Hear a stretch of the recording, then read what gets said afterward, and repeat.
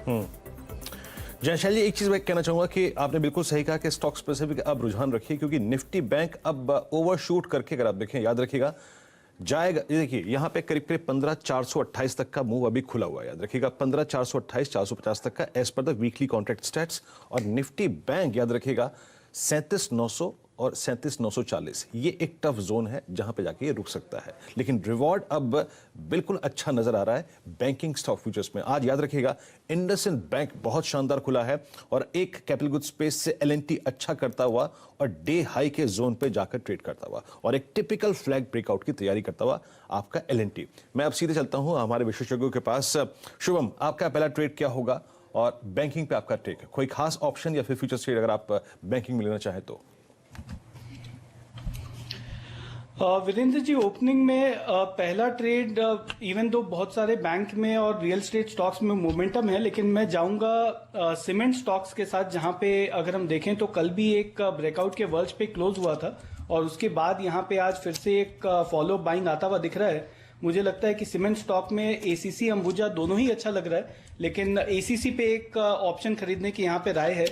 At the money का जो option है 1820 के स्ट्राइक का अगर हम देखें तो 33 रुपए के 50 पैसे के आसपास ये ऑप्शन अभी ट्रेड कर रहा है। एसीसी का ये वाला कॉल ऑप्शन को खरीदें, यहाँ पे एक स्टॉप लॉस मेंटेन करे 29 रुपए पे, और मुझे लगता है कि इसका 45 रुपए तक का लक्ष्य आता हुआ दिखना चाहिए। तो आज एसीसी अंबुजा दोनों में ही काफी अच्छा मूव है और आज मुझे लगता है कि यहाँ पे दोनों स्टॉक में आज ब्रेकआउट आता हुआ दिखेगा, तो एसीसी फिलहाल खरीदारी की राय।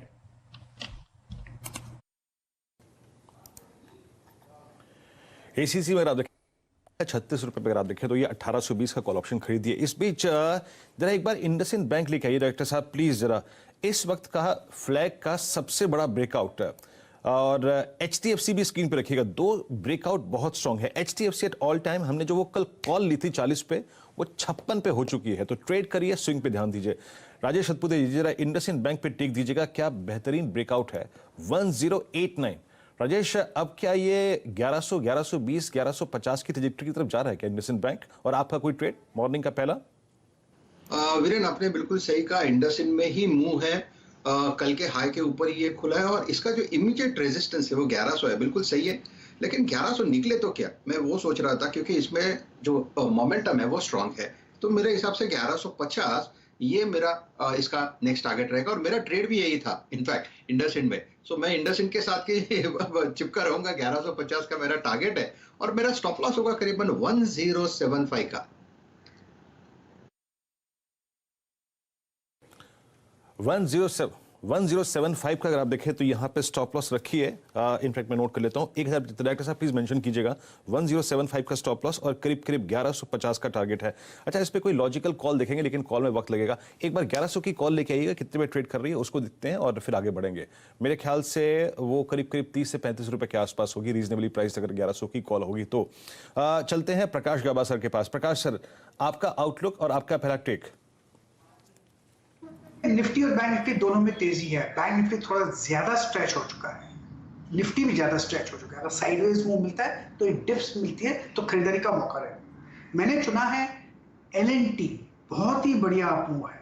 जैसे एलएनटी का जो चार्ट स्ट्रक्चर है उसके हिसाब से लगता है कि एलएनटी में जो तेजी दिखेगी वो 1-2 दिन ज्यादा चलेगी और स्टॉक का जो टारगेट होगा करीब 1600 पहला टारगेट रहेगा और उसके बाद हायर जोन भी देखने को मिली, शायद 1650। स्टॉक कहां लगा है? 1525, 1530, 1550, ये एक जोन है, यहाँ पर बहुत ही स्ट्रॉन्ग सपोर्ट जोन है।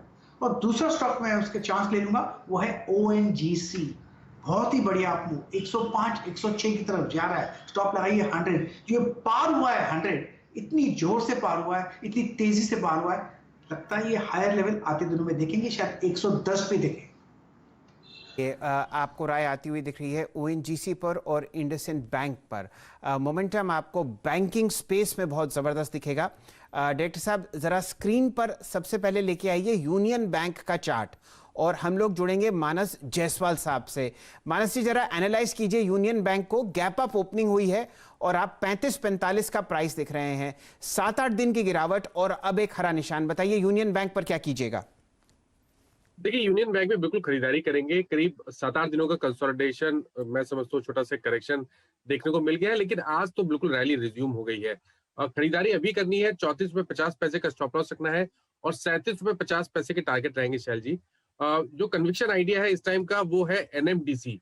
देखिए एनएमडीसी में ध्यान रखिए 4-5 दिनों का करेक्शन हो गया है। स्टॉक ने 50 डे मूविंग एवरेज पे सपोर्ट लिया है। आज फिर से बाइंग इंटरेस्ट देखने को मिल रहा है। एनएमडीसी में वापस आपको 124 तक के स्तर देखने को मिल सकते हैं, तो बिल्कुल खरीदारी करने के मौके हैं और 113 रुपए के नीचे स्टॉप लॉस रखिए। हाँ, चलिए अब जुड़ते हैं कविता जी से। कविता जी, आपका पहला ट्रेड कौन सा है और साथ ही साथ एनालाइज कीजिएगा टाटा मोटर्स को। यहां जो मैंने पहले प्राइस देखा था वो है 337। शैल जी, जो टॉप कन्विक्शन की अगर हम बात करें तो टॉप कन्विक्शन मैं आपको मुनाफे की तैयारी में भी कही थी कि कैनरा बैंक पर मेरी नजर है। मुझे लग रहा है कैनरा बैंक का रिस्क रिवॉर्ड काफी फेवरेबल है और एक शॉर्टर टाइम फ्रेम पर साइडवेज से स्टॉक बाहर निकलते हुए मुझे दिख रहा है। तो स्टॉक फिलहाल 165.30 के लेवल्स पर है। मुझे लग रहा है 162 का एक स्टॉप लॉस मेंटेन करना चाहिए और अपसाइड मुझे दिखता है 168, 172 के टारगेट्स हम देख पाएंगे कैनरा बैंक पर। वेयरएज टाटा मोटर्स को अगर लुक आफ्टर करें तो टाटा मोटर्स एक साइडवेज जोन में है, फिलहाल 337 के लेवल्स पर है। सिंस इसने अपना प्रीवियस हाई कल के दिन का क्रॉस किया है, मुझे लग रहा है upside is open up to 340 का एक रेजिस्टेंस है। अगर ये इसे क्रॉस कर देता है तो अपसाइड 347, 350 के लेवल्स तक इसे ये जा सकता है और स्टॉप लॉस आपको ट्रेल करना चाहिए इंट्राडे पर्सपेक्टिव से। अगर आप इसे ले रहे हैं तो नीचे आप स्टॉप लॉस मेंटेन करें 332 का। तो यहाँ पे अगर आप टाटा मोटर्स फ्यूचर्स 338 पे ट्रेड करते हैं डे हाई पर, एक बार पूरा का पूरा पीएसयू बैंकिंग बास्केट लेके आइए। गजब का मूव। और इस बीच अगर आप देखें आपको निफ्टी बैंक पर आपको नजर रखनी है। अब करीब करीब 37,651 डे हाई की ट्रेजेक्टरी में ट्रेड करता है। बैंक ऑफ इंडिया 5.25 रुपए, सेंट्रल बैंक ऑफ इंडिया 1.5 रुपए ऊपर, बैंक ऑफ महाराष्ट्र 17% ऊपर और इंडियन ओवरसीज बैंक अगर आप देखें डे हाई की ट्रेजेक्टरी में ट्रेड करता हुआ। प्रकाश सर, कोई और ट्रेड जोड़ना चाहेंगे आप इस वक्त? बिल्कुल, मुझे लगता है जेएसडब्ल्यू स्टील इस पर तेजी नजर आती है। जो मूव बना है 5 दिन का एक अच्छा कंसोलिडेशन है और आज का मूव पहला दिन दिखा रहा है कि मैं तो ऊपर जा रहा हूं। 405 का स्टॉप लगाइए, 425 देखने को मिलेगा जेएसडब्ल्यू स्टील में। बहुत बढ़िया मूव।